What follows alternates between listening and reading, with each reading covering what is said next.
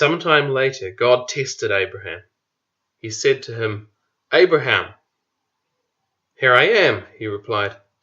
Then God said, "Take your son, your only son, Isaac, whom you love, and go to the region of Moriah. Sacrifice him there as a burnt offering on one of the mountains I will tell you about." Early the next morning, Abraham got up and saddled his donkey. He took with him 2 of his servants and his son Isaac. When he had cut enough wood for the burnt offering, he set out for the place God had told him about. On the 3rd day, Abraham looked up and saw the place in the distance.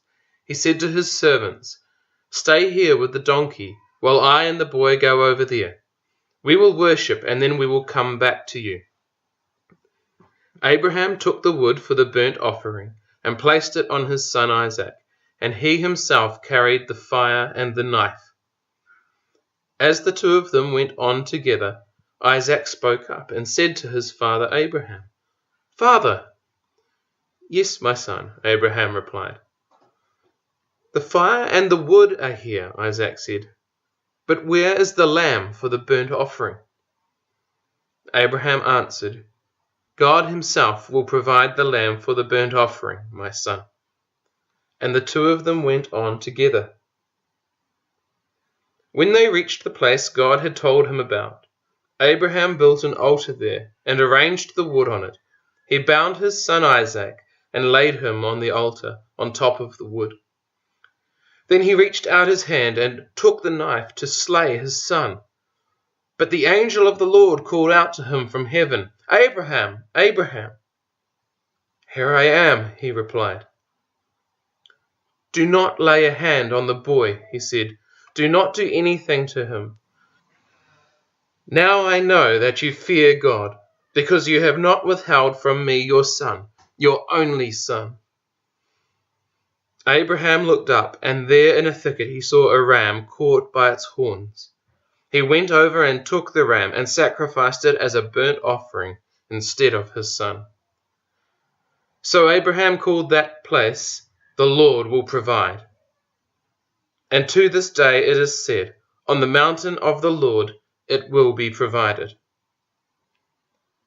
The angel of the Lord called to Abraham from heaven a second time and said, "I swear by myself, declares the Lord, that because you have done this and have not withheld your son, your only son, I will surely bless you and make your descendants as numerous as the stars in the sky and as the sand on the seashore.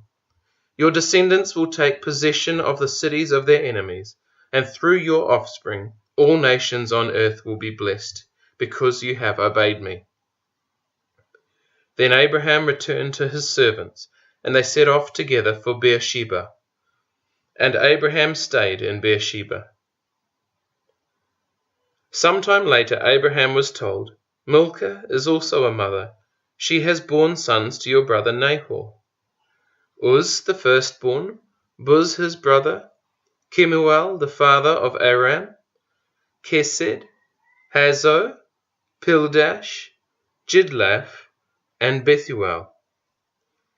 Bethuel became the father of Rebekah.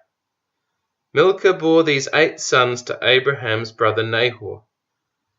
His concubine, whose name was Reumah, also had sons, Tebah, Gaham, Tahash, and Maacah.